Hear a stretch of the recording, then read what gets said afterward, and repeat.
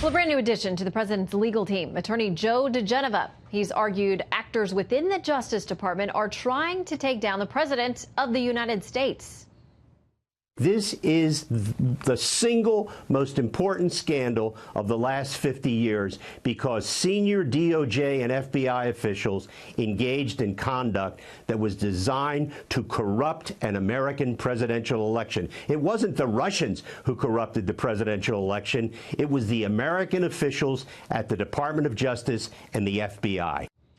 Let's talk about it with tonight's panel. Adrian Elrod, former director of strategic communications for Hillary Clinton. Charlie Hertz is the opinion editor for the Washington Times and a Fox News contributor.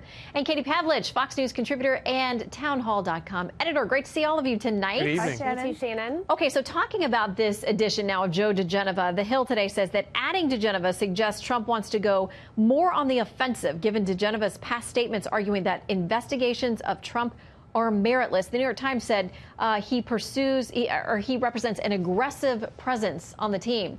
What do you say, Katie? Yeah, I think that he certainly has a record in Washington, D.C. of being somewhat of a bulldog. And as the Mueller investigation gets closer to the White House, not in the sense of any wrongdoing, but just in the sense of wrapping up the investigation, the president wants everyone on his team who can defend him against any kind of allegation that the Mueller probe brings. And looking at the fact that we are now a year and plus into this, and when all of the indictments that have come down are unrelated to Russian collusion or the presidential election of 2016, I think the president is doing what he thinks is best in terms of defending himself and making sure he is covered on all bases, and bringing him in as a Washington, D.C. veteran and getting in the dirt, knowing how politics works in that town is probably not a bad idea. Yeah, and Adrian, clearly the president is going on the offensive. I mean, the tweets this weekend, not restrained. Yeah, not restrained in the least. That's exactly right, Shannon.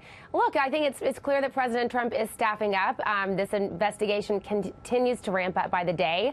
He's obviously adding more to his legal team, and he's adding somebody who agrees more ideologically in his views that there is a deep state that exists within government. So it's no surprise that he's adding attorneys. This also may have to do with the fact that John Dowd made some controversial comments this past weekend about hoping that Rosenstein will end the Mueller investigation now that McCabe is gone. So, there's no telling exactly why he's doing this, really, but it does seem that a lot of this has to do with the fact that the investigation is ramping up. Well, and Charlie, someone argued that they think the investigation is winding down. We don't know, because we're all in the dark kind of waiting for this thing. But you had a piece out yesterday where you talk about the fact that you think that this Mueller investigation, the questioning of Trump's legitimacy, whether he colluded with Russia, all of this, you think you called it a trap that was set before he was even elected. Well, certainly, at the very least, it's a new standard for a president. It used to be, or we've for a long time all agreed upon the way we elect a president. And now we have a new standard for this president, and that is after he gets elected, after he wins the Electoral College, after he wins the primary, after he wins 60 million plus voters votes, we're going to now launch a bogus investigation into everything under the sun that has no limits, and we're going to let the FBI, we're going to let these career investigators, and I'm not criticizing the FBI in general, but we're going to let these people conduct sort of a background check to tell us whether or not this can be our president. It's patently absurd and no way to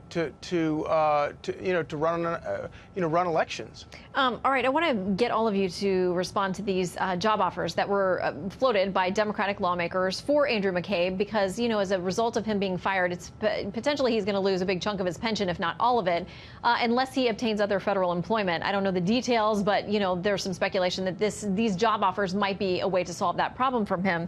One of them came from Congressman Gutierrez, tweeting this: to Andrew McCabe, if you need a federal job, call me on Monday. I am serious. We have to stand up to bullies like real Donald Trump and Jeff Sessions. Hashtag resist, Twill, Andrew McCabe fired, hashtag stand up to bullies. It goes on and on. So Charlie, I'll start with you. What do you make of it? Well, just if you ask me, it goes to show just how politicized this the whole thing has been from the very beginning. It has nothing to do with justice. It has nothing to do with finding out about Russia's involvement in the election. It has nothing to do with any of that. We could have done all of that in a very nonpartisan way. What it really has to do with is people want to go after Donald Trump, and it's truly a weaponization of the FBI. And of course, they were all far too many people in the FBI were far too willing to go along with that weaponization, and so we wind up with this, where you have a guy tossed out for apparently lying to FBI officials and then lying to Congress about it, and then people in Congress are scrambling to give him a job. It's insane. Okay, I need to get quick reaction from Katie and Adrian on that issue of these job offers. Adrian, first to you. Yeah, look, I mean, I think this is obviously a way for, Seth Moulton and some of these guys to get a little bit of press. I don't know if they're necessarily saying that this is in jest or if they're truly meaning it. But, the real issue here is, first of all, we don't know why exactly McCabe was fired. I mean, we know that Jeff Sessions fired him. We have not seen the IG report that came out because it has not come out yet. But this was recommended. His firing was recommended by the Office of Professional Conduct, which is an independent agency within the Department of Justice. So, we got to see what happens and see what happens when this comes out. But I do think that some of these guys, Seth Moulton, some of these Democrats who have said this, think that perhaps it was a cheap shot that Andrew McCabe was fired 36 hours before he would have received his full pension. Okay. Well. Okay, Yeah. Katie, quickly to you. Yeah, quickly. I just think that it's disservice to the country for Democrats to be coming out on the side of corrupt government officials. Andrew McCabe is being treated just like other FBI agents inside his agency who have been referred by the Inspector General, by the Office of Professional Responsibility, to lose his job for breaking the rules and potentially breaking the law. And for them to come out in his defense when it's a matter of accountability for a government official really is telling about which side of this that they're on. All right, panel, stick around. We'd love to have you come back to talk about some other topics, but that's it for now.